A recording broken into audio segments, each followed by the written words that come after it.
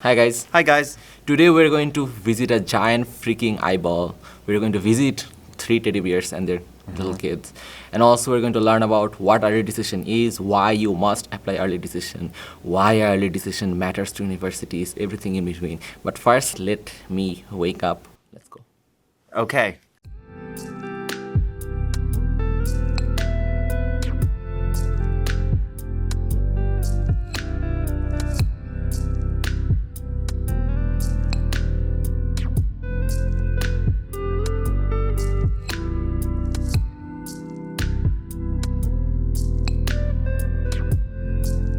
I am almost finally here. Yay!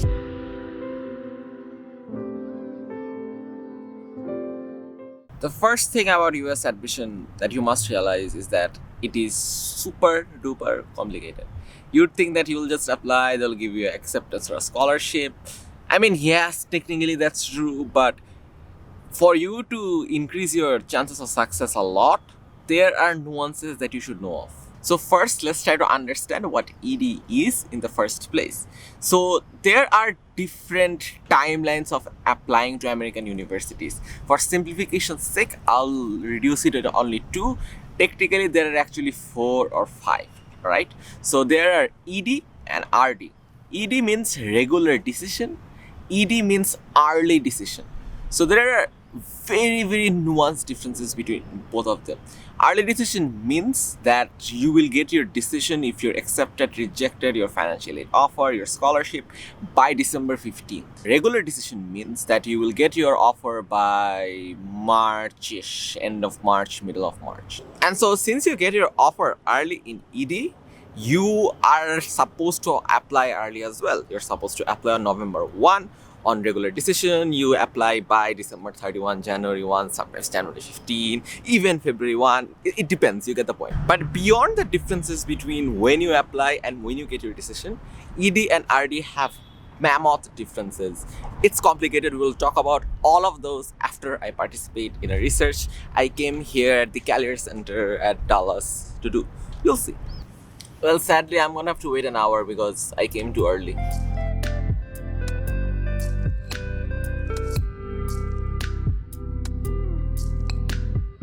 I am here at an amazing place. Let me show you. You see an eye behind me? I don't know, it looks so weird on the camera right now, but it's fascinating. Oh my god. Can I take a selfie? Alright, yes, let's get back to business, although there's I think a lot of background noise. And so why should you apply ED over RD? It's because, well, you get your decision early, but that's not the biggest reason. If you look into statistics, you'll see that the acceptance rate of early decision, ED, is almost 2 to 3 times higher than regular decision. This holds true for almost all colleges in US, no exceptions. I mean, the number may differ, sometimes it's 2 times, 1.5 times, 3 times, it depends, but it's always higher. And so your chances of getting accepted if you apply to early decision into one particular college is way higher than if you apply to regular decision. And there are lots of reasons to it. There's yield rates and stuff like that. We'll talk about that a bit later. But before we go ahead, let's make one very important distinction. It's the fact that you can apply ED to only one college in the whole of United States.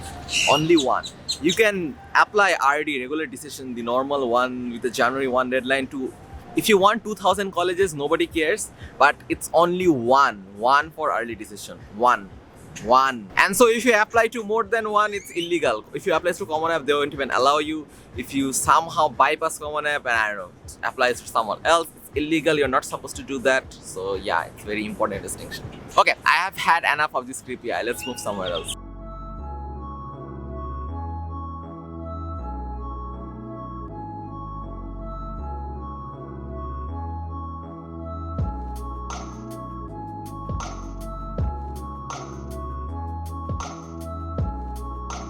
The reason you are even watching this video is probably because you want to do ED and then come to US and then study and then get rich and then come into hotels like this. Well, I hope your dream becomes true. Yep.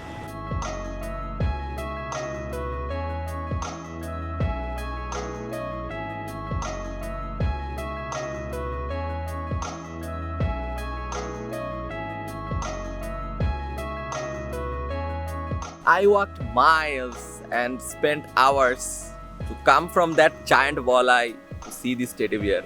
Hi, teddy bear. Hi.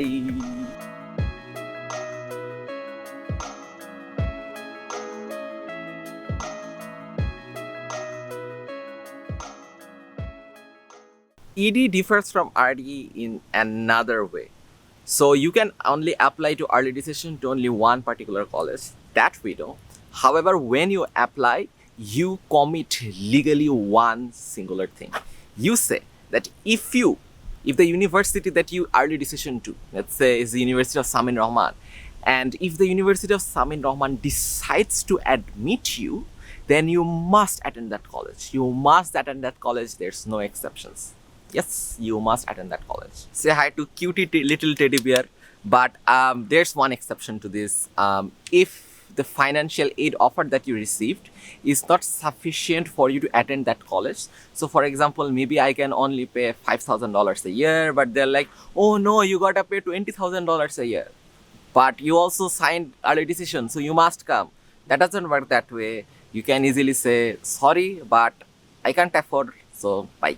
And it's illegal, there's no issues with it. So why do universities have this system of early decision anyway? It's honestly not because of altruistic reasons or reasons that because it helps the students. It's for their own benefit. To understand, we'll have to understand two things. First, how the US ranking system works, and also have to understand something known as yield rate. The American system is, well, weird, and its ranking system is very weird as well. This very aptly describes America. America is very weird. But anyway, so America's ranking system is, well, dependent on a lot of factors. One of the factors is known as yield rate. YIELDRATE. Something should pop up here, you'll see. So yield rate basically means how many students you accepted and the ratio of students that ended up committing to your college. So let's explain this with an example. Suppose the University of Samin Rahman accepted 100 students. Amazing. I accepted 100 students. I don't know, let's say 50 is from Bangladesh, 50 is international student. All cool, it really doesn't matter. And so let's say out of those 100 students, only 30 students decided, okay, I will come to University of Samin Rahman. The rest 70 decided, I don't know, I'll go somewhere else. And so my yield rate is 30 divided by 100 equals to 0.3. Now let's say there's another university. I don't know, University of Texas at Dallas, okay? They accepted 100 students, but 70 decided that, okay, I am going to attend to UT Dallas. The rest 30 decided, I'll just go somewhere else, maybe University of Samin Rahman. And so 70 divided by 100 is your yield rate equals to 0.7. And so the lower your yield rate is, the worse it is, because lower amount of students decided to attend and commit to your college, and a higher number of students decided they will go somewhere else.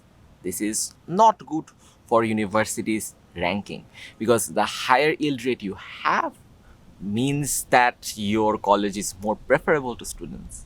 And so ranking sites think that it's a good metric, and that's why they take yield rates. Hi, I'm sitting on the legs of a teddy bear.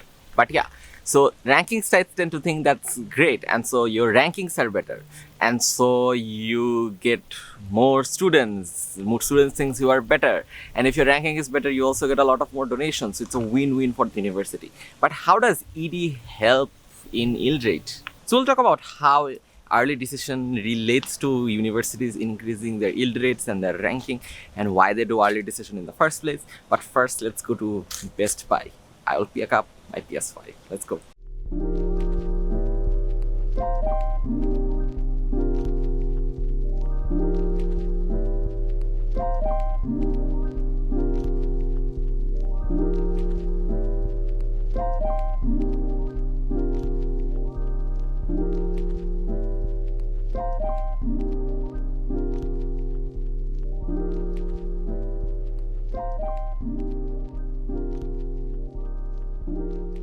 If you're into electronics and you ever need motivation in life, just come to Best Buy and be like, one day I'll get rich and I'll buy all of this. Obviously, if you're like capitalistic and you're into money.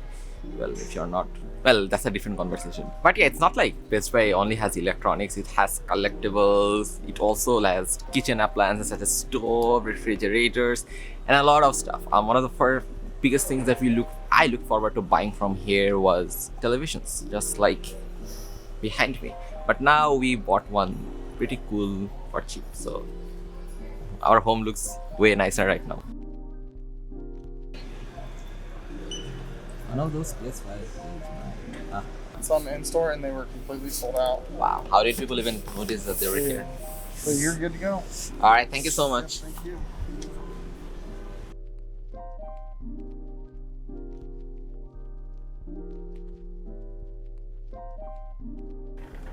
Bye. PS5 delivery at home, done. Lunch, done.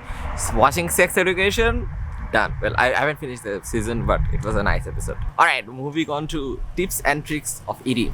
First thing you have to understand, not all colleges or universities even have early decision. If you want to apply to early decision at University of Texas at Dallas, I have sad news for you, they don't have any ED system. This is true for most public colleges where they may have EA, and remember, early action and early decision are substantially different. I won't explain that here. You can watch this video here, I guess. But essentially, not all colleges have early decision, so keep an eye out for that. Tip 2, don't waste your early decision by eating somewhere you would probably get in even if you apply in regular decision. The example that comes from the top of my mind is Drexel University. If you have great grades and decent profile, you'll probably get in even there on regular decisions. It's no point for you to apply early decision there and wasting your application. It's because, well, I mean, it's same, you'll probably get in anyway, and like the scholarship decision, the scholarship consideration usually does not depend if you apply early decision or apply a regular decision in these cases where you'd probably get in anyway. And so those are kind of, we're getting too deep, but to make it simplified, if you think that you will definitely get in, try applying RD. Tip 3, and this is hi, say hi Caleb. Hi, Caleb. You look shit. Anyway, tip 3 is, and it's going to be completely the flip side of what tip 2 is, try not to shoot for the dream colleges or shoot for the moon or stars when you are applying early decision, because, well, you only got one shot and it's best to aim a little bit low so that you get a higher chance at actually getting that fat financial aid. And so he's understanding Debatable. nothing, he's understanding nothing. Debatable. Do you know what early decision is? Audition? Early decision, ED? Yeah, early decision. Yeah, I know. Okay, maybe. So if you get accepted, you have to go to that school. Oh wow, he knows. That's actually a perfect summary. But yeah, try aiming a little bit low. So for example, probably don't ED to Dartmouth. I don't know, ED to, I don't know, Oberlin College, right? So, well, it depends. Depends. Say hi. Hi. Tip number 4. When you apply early decision, especially as an international student, especially someone who needs financial aid, do not randomly apply early decision in random places, or don't apply in random places like, oh, it's low ranked, so I'll definitely get in and definitely get the financial aid. Sadly, that's not true, since you need a lot of financial aid. If that particular college or particular university does not provide enough financial aid to international students, then you are effed and they will immediately reject you. This may sound complicated, and everything that I said may sound complicated, which is good, which means you have a lot of questions and you're probably getting out with more questions when you start watching. Okay. I'm okay. The point is, you probably have more questions right now. That is absolutely fine. So ask me questions, ask others, but the moral of the story is, please, for the love of God, apply early decision and smartly and follow my 4 tips. Bye. Say bye.